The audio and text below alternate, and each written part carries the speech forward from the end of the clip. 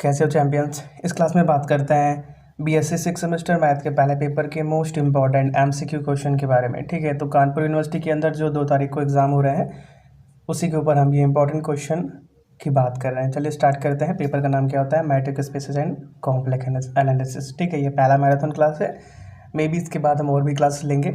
इस वीडियो के डिस्क्रिप्शन में एक प्लेलिस्ट है, वहाँ पे आपको बाकी के वीडियो मिल जाएंगे। ठीक है, पहला question, which of the following is a valid metric on real number का स्क्वायर। ठीक है, देखो इन सभी क्वेश्चन में जो भी इंपॉर्टेंट आपको लगे आप साथ साथ नोट करते रहना। ठीक है, क्योंकि बस वीडियो देख के जाओगे तो मे बी वो दिमाग से उतर सकता है, बट कॉपी पेन लिए रहना, साथ में कुछ इंपॉर्टेंट नोट करते रहना, तुमको फास्ट ट्रैक रिवीजन वगैरह में हेल्पफुल मिलेंगी। ठीक है, तो पहले क्वेश्चन पूछ रहा है इसमें से कौन सा ऐसा रिलेशन है जो रियल नंबर के स्क्वायर के सेट के अंदर एक वैलिड मैट्रिक है। ठीक है, तो D x1 y1 x2 y2 equal to mod of x1 minus x2 plus y1 minus y2, ये एक वैलिड मैट्रिक है रियल नंबर के स्क्वायर के अंदर। ठीक है, in a metric space HT which axiom is violated by dxy equal to minus of mod of x minus y on real number.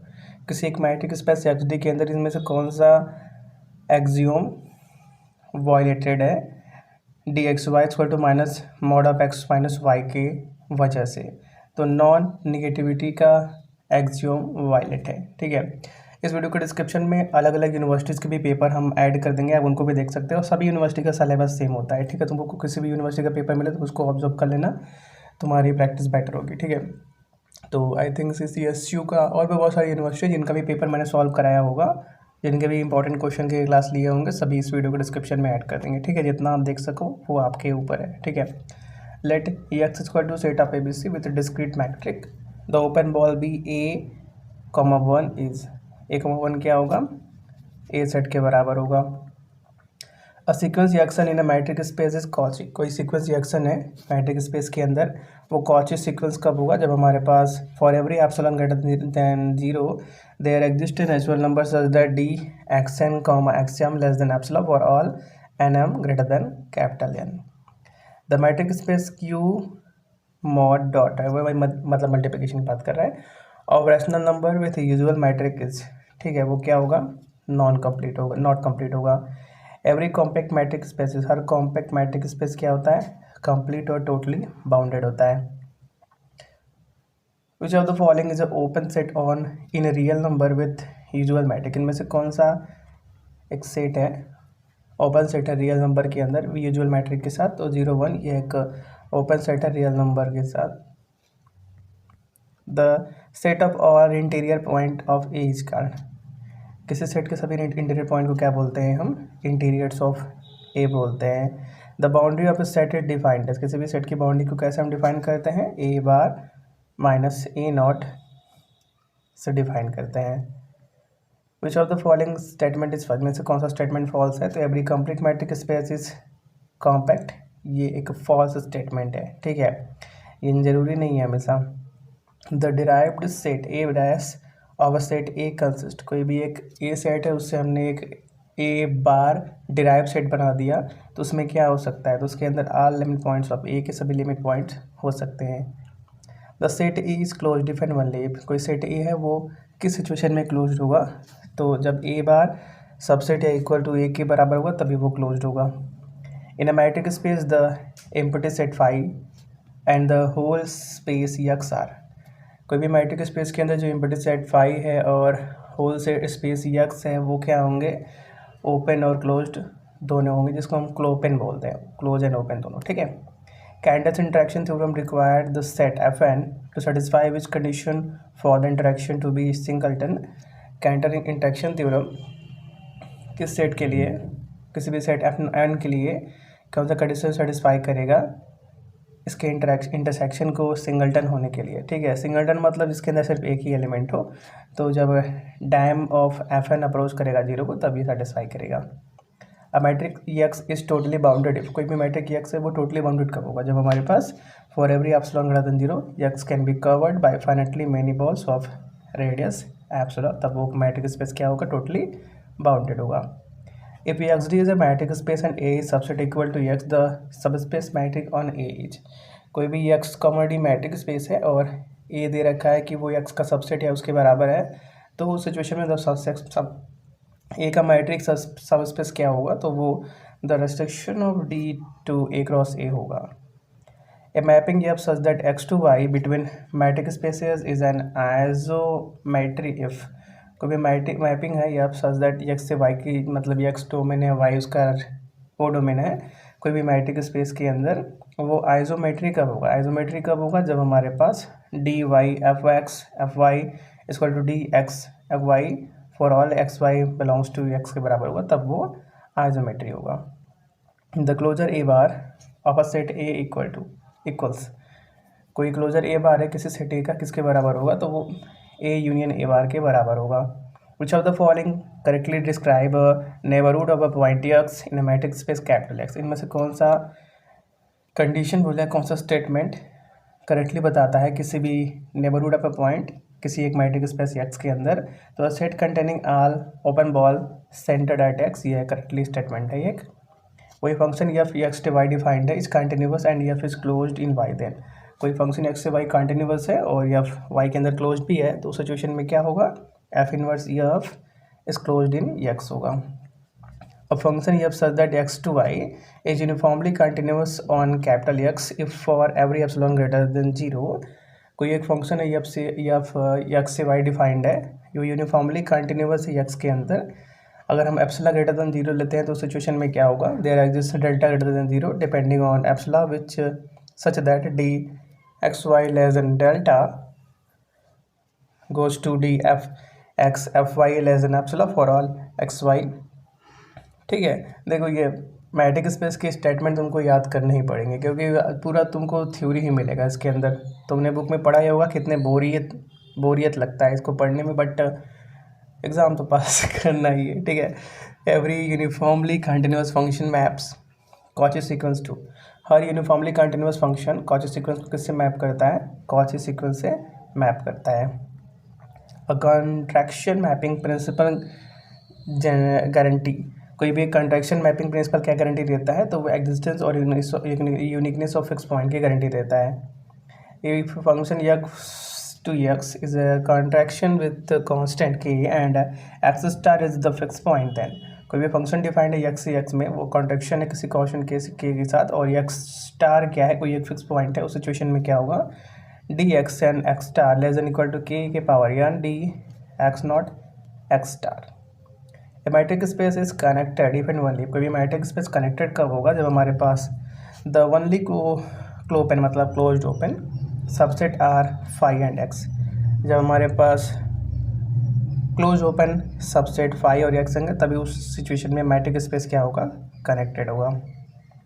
If A and B are connected subset of a metric space with A intersection B not equal to phi, अब अगर हमारे पास ए और B कोई दो connected subset है किसी भी matric space के अंदर और जिसके अंदर ए इंटरसेक्शन बी फाई के बराबर नहीं है, तो उस सिचुएशन में क्या होगा? तो उस सिचुएशन में ए यूनियन बी कनेक्टेड होगा। The continuous image of a compact set, इसके से भी कॉम्पैक्ट सेट का कंटिन्यूस इमेज क्या होगा? वो हमेशा ही कॉम्पैक्ट होगा। In which metric space does every open cover है फाइनाइट सब कवर, इनमें से कौन से मैट्रिक स्पेस के अंदर हर ओपन कवर का एक फाइनाइट सब कवर होगा? तो close D one 0 1 with usual metrics, इसके अंदर हर ओपन कवर का फाइनाइट सब कवर होगा। Metric space X is called Baire space if, कोई भी मैट्रिक स्पेस एक्स है उसको हम बेयर स्पेस कब बोलते हैं? जब हमारे पास countable intersection of open dense set is dense, जब हमारे पास किसी भी काउंटेबल इंटरसेक्शन का ओपन डेंस सेट डेंस हो तो उस सिचुएशन में उस मैट्रिक स्पेस को हम बेयर स्पेस बोलते हैं। The product of two complete metric spaces X D one and Y D two with product metric is, कोई भी दो कंप्लीट मैट्रिक स्पेस है, पहला एक्स डी वन और वाई डी टू है। ठीक है, अगर इनको हम प्रोडक्ट करते हैं तो इनके प्रोडक्ट का मैट्रिक स्पेस क्या होगा? वो हमेशा ही क्या होगा? कंप्लीट होगा। दो कंप्लीट मैट्रिक स्पेस का प्रोडक्ट वो भी कंप्लीट होता है।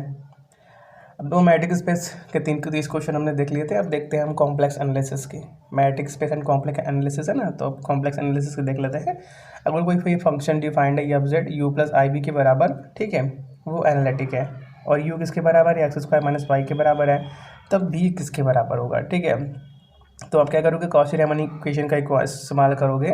तो यहाँ से क्या करोगे? हमारे पास पहले एफ जेड दे रखा है यू प्लस आई बी, और यू का वैल्यू ये दे रखा है। तो हम क्या करते हैं, सबसे पहले del U by del X का वैल्यू निकाल लेते हैं। ठीक है, यहाँ से del U by del X का वैल्यू निकाल लेते हैं। तो क्या मिल जाएगा हमारे पास, ये 2x के बराबर, और del B by D Y का वैल्यू निकाल लेते हैं। ठीक है, तो वो किसके बराबर मिल जाएगा, -2y के बराबर मिल जाएगा। तो ये -b अपान डेल एक्स के बराबर है। ठीक है, अगर हम क्या करेंगे, इंटीग्रेट करेंगे तो b का वैल्यू हमको क्या मिल जाने वाला है, 2xy प्लस c के बराबर मिल जाने वाला है। ठीक है, चलो आगे बढ़ते हैं। The function F Z is equal to 1/z is analytic. कोई फंक्शन एफ जेड 1/z के बराबर है, वो एनालिटिक कब होगा, हर जगह होगा expect X Z equal to 0, Z equal to 0 को छोड़ के हर जगह वो एनालिटिक होगा। ठीक है, आगे बढ़ते हैं। The real part of E के power Z where Z equal to X plus I Y is. E के पावर जेड का रियल पार्ट क्या होगा, जहाँ पर Z X plus I Y के बराबर है, तो वो ई के पावर एक्स कॉस वाई के बराबर होगा। विच of the following function is not entire, इनमें से कौन सा फंक्शन इंटायर नहीं होगा, तो 1/z-1 इंटायर नहीं होगा। The mapping W equal to Z square maps the line X equal to 1 2। कभी मैपिंग है W equal to Z square पर डिफाइंड है, वो एक्स इक्वल टू 1 लाइन को कहाँ मैप करेगा, एक पैराबोला पे मैप करेगा। ठीक है, हर क्वेश्चन के नीचे उसका एक्सप्लेनेशन वगैरह दिया गया है, आप चाहो तो वीडियो को पॉज करके उसको पढ़ सकते हो। A fix point of mapping W equal to Z square are. कोई फिक्स पॉइंट है किसी मैपिंग का W equal to Z square, वो फिक्स पॉइंट कौन कौन से होंगे, जेड इक्वल टू 0 और जेड इक्वल टू 1 होंगे। If F Z is analytic in a region D and mod of F Z is constant in D, then कोई भी अगर फंक्शन एफ जेड है वो किसी एक रीजन डी के अंदर एनालिटिक है और mod of F Z D के अंदर कांस्टेंट है, तो सिचुएशन में क्या होगा, F is constant throughout D. एफ क्या पूरे डी के थ्रू आउट कांस्टेंट होगा। The order of the pole of F Z equal to 1/z-2 का cube at Z equal to 2। Z equal to 2 पे ये फंक्शन एफ जेड का value 1/z-2 का क्यूब है, उसका ऑर्डर क्या होगा, 3 के बराबर होगा। The singularity of F Z, किसी भी फंक्शन एफ जेड का singularity sine Z upon Z Z equal to 0 पे कितना होगा, तो वो एक रिमूवेबल सिंगुलरिटी होगा। ठीक है, जब the following has essential singularity at Z equal to 0, इनमें से कौन से के पास जेड इक्वल टू 0 पे एसेंशियल सिंगुलरिटी है, तो ई के पावर 1/z के पास एसेंशियल सिंगुलरिटी है जेड इक्वल टू 0 पे। बाय द कैसोराटी और stress theorem near an essential singularity Z not F Z. अगर हम बात करें कैसोराटी विल्सन थ्योरम से, ठीक है, कोई भी जेड नॉट के नियर एक एसेंशियल सिंगुलरिटी कोई फंक्शन एफ जेड का क्या होगा, comes arbitrarily close to every complex number के बराबर होगा। The value of close integral D Z upon Z -1 where C is a simple close counter enclosing Z equal to A. इसका value कितने के बराबर होगा, close integral D Z upon Z -a के बराबर। तो इसको सॉल्व करोगे आपको 2πi के बराबर आंसर मिल जाने वाला है। ठीक है, the value of close integral D Z upon Z -a where C does not enclose Z equal to A is. अगर हम किसी close integral D Z upon Z -a का वैल्यू निकालते हैं जहाँ पे सी क्या जेड इक्वल टू ए को इनक्लोज नहीं करता, तो वो किसके बराबर होगा, 0 के बराबर होगा। The Laurent expression of 1/z Z -1 in the region mod Z greater than 0 less than 1 is किसके बराबर होगा, वो 1 -1/z -1 -z स्क्वायर डॉट के बराबर होगा। The residue of F Z equal to Z upon Z square plus 1 at Z equal to I. Z equal to I पे function F Z upon Z square plus 1 defined है, इसका residue किसके बराबर होगा, 1/2 के बराबर होगा। क्लोज एक second, which of the following correctly state the argument principle. इनमें से कौन सा है आर्गुमेंट प्रिंसिपल को करेक्टली बताता है, तो close integral F dash Z upon F Z D Z equal to 2πi Z -p, जहाँ पे जेड जीरोज है, P poles counted with multiplicity है, यह किसी एक आर्गुमेंट प्रिंसिपल को करेक्टली बताता है। और Rouche's theorem state that if mod of f z greater than mod of z z on a simple counter close counter C, then f or f plus g have f plus g C के अंदर same number of zeros contain करेगा। The image of upper half plane under W equal to E के power Z, W equal to E के power Z के अंदर upper half plane का image क्या होगा, फुल कॉम्प्लेक्स प्लेन होगा। Bilinear bilinear, इसको मोबियस भी बोलते हैं, transformation has the form, Mobius transformation का फॉर्म क्या होता है, W equal to A Z plus B upon C Z plus D with A D minus B C not equal to 0. The cross ratio of 4 distinct point Z1 Z2 Z2 Z4 Z1 Z2 Z3 Z4 है preserved order के अंदर, इनका cross ratio किसके बराबर होगा, तो सभी मोबुलस transformation के बराबर होगा. ठीक है, तो इस क्लास में इतना ही. डिस्क्रिप्शन में आपको अभी वीडियो मिल जाएंगे. तब तक के लिए thanks for watching. Have a nice day.